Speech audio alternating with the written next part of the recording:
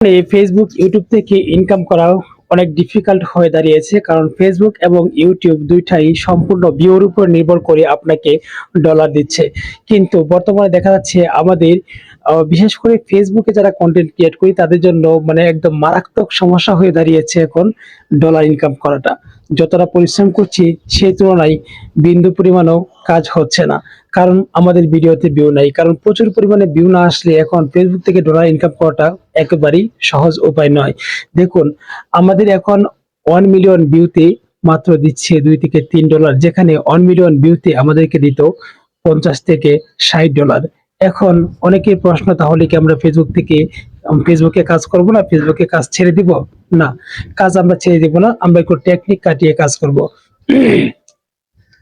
টেকনিকটা হচ্ছে, আপনি যদি ফেসবুকে অ্যাকাউন্ট টিকে থাকতে চান তাহলে আপনি সবচেয়ে বড় যে টেকনিকটা আপনাকে অবলম্বন করতে হবে, ফলো করতে হবে, সেটা হচ্ছে আপনার ভিডিওর ক্যাটাগরি।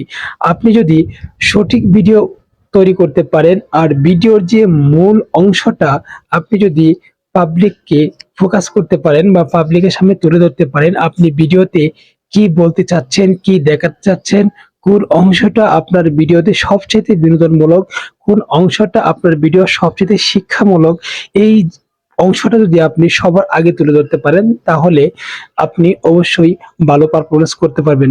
তো সেটার জন্য আপনাকে অবশ্যই ভালো মানের এডিটিং জানতে হবে। যদি আপনি এডিটটা ভালো করে করতে পারেন, আপনি এডিট করার সময় অবশ্যই আপনার ভিডিওর যে মূল অংশটা সেই অংশটাকে আপনি সবার আগে নিয়ে আসবেন। যদি সবার আগে তুলে ধরতে পারেন তাহলে পাবলিক মনে করবে যে আপনার ভিডিওর ভিতরে অবশ্যই ভালো কিছু রয়েছে।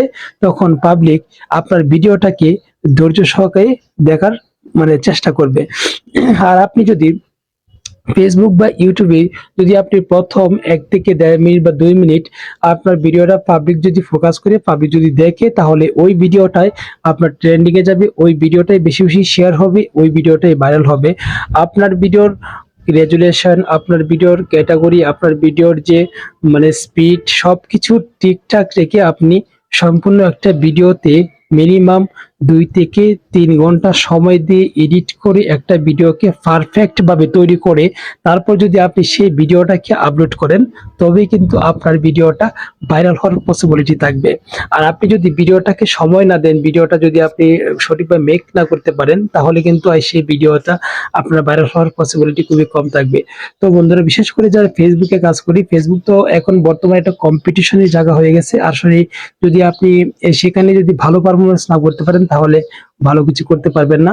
তো অবশ্যই যারা ফেসবুকের জন্য কন্টেন্ট তৈরি করি, আমরা অবশ্যই ফেসবুকে কন্টেন্ট আমরা ইউটিউবে আপলোড করি, তবে ফেসবুকে যদি আমরা মেইন ফোকাস থাকে তাহলে অবশ্যই ভিডিওটাকে এডিট করার সময় খুব সুন্দর করে বুঝে শুনে আপনার এডিট করতে হবে, যাতে আপনার ভিডিওর মানে রেজুলেশন ঠিক থাকে, আপনার ভিডিওর পাওয়ার, একটা ভিডিওতে একটা পাওয়ার থাকে এক কথায়, আর ভিডিওটা পাবলিক দেখার মতো কিছু থাকে। তো প্রিয় বন্ধুরা, আর যদি আপনি সঠিকভাবে ভিডিও তৈরি করতে পারেন, ভিডিও আপলোড করতে পারেন সঠিক টাইমে, তো অবশ্যই ভালো কিছু করতে পারবেন। আপনার অবশ্যই ভিডিওতে আপনার যে দম আছে, ভিডিওর যে দম, সেই দমটা ভিডিওতে থাকতে হবে এক কথায়, তবে আপনি ফেসবুকে ভালো কিছু করতে পারবেন। তো বন্ধুরা, ভিডিওটি যদি ভালো লাগে শেয়ার করে দিবেন।